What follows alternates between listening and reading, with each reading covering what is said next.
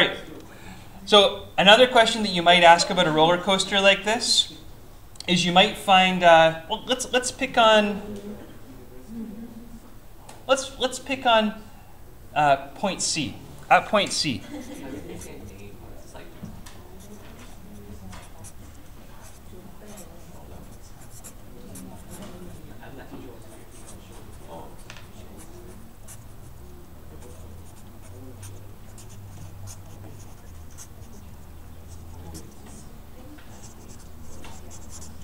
Okay, so at point C, find the gravitational potential energy.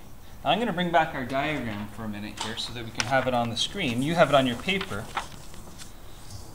but I'd like to have it all together here, just so I can see all my givens at once. I want to find the gravitational potential energy, and you'll remember that Eg at point C is equal to mass times acceleration due to gravity times height c, and the mass is 500 kilograms. 9.81 meters per second squared, and a height at point C of 13 meters. We figured out that little riddle at the beginning.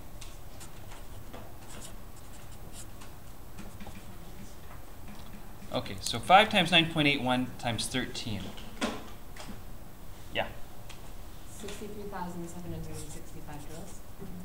63,765 joules. Okay. So we've got our Eg at position C. Now that would be one good question, but I want to take it to the whole nother level. So the whole nother level I want to take it to is at point C,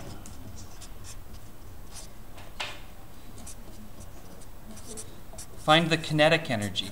That's easy. I know it's easy, but everything's easy if you know how to do everything. Wait, by using this, would you be able to find the velocity at point C by just working backwards and isolating? Always 2 steps ahead, CC. That's what I like about you.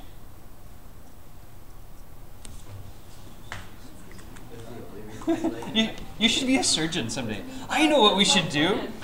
We should remove their heart. Oh no, wait. Let's replace it with a new one too. Let's do everything in order though. All right. At point C, find the kinetic energy.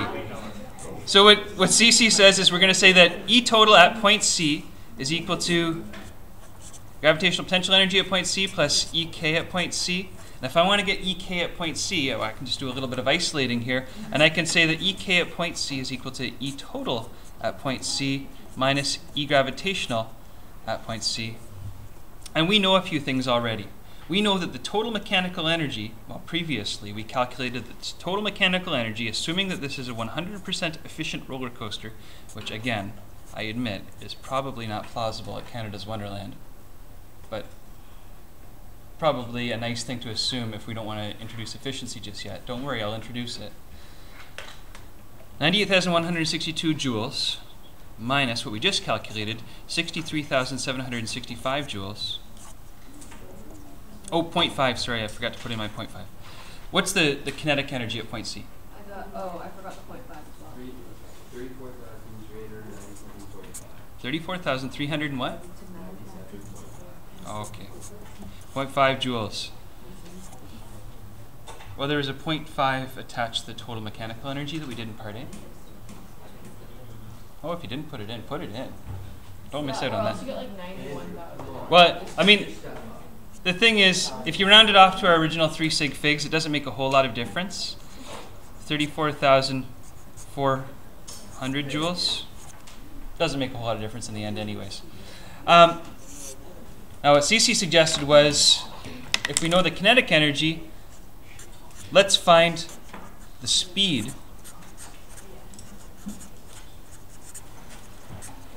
at point C. I'm going to keep it on this page. I know that I'm doing it off to the side there, but I'd like to keep all of our values together on the same page if I can.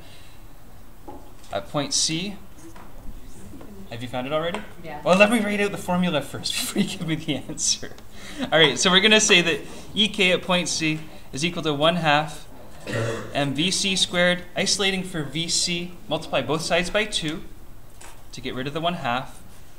2kc equals mvc squared. Divide both sides by m. 2ekc over m equals, and I could say vc squared, but I'm going to square root both sides at this point. And I can say VC is equal to 2 times, I'm going to use the unrounded value, 34,397.5 joules. Always use the unrounded value, divided by 500 kilograms, all square rooted. And now, Laura, you got it. 11.73 meters per second. 11.73 That's right. meters per second. And if we wanted to take it to 3 sig vigs, we could say it's 11.7. Yeah, 11.7 meters per second. And people say, well, let's make sure these units work out. I just want to confirm that the units do in fact work out. The joules are kilogram meters squared per second squared by definition. So if I have kilograms divided by kilograms, cancel, cancel. And I'm left with meters squared per second squared within the brackets. And what's the square root of meters squared per second squared? Meters per second. The units always work out, okay? So it's nice to be able to do that unit analysis. Very healthy, very robust.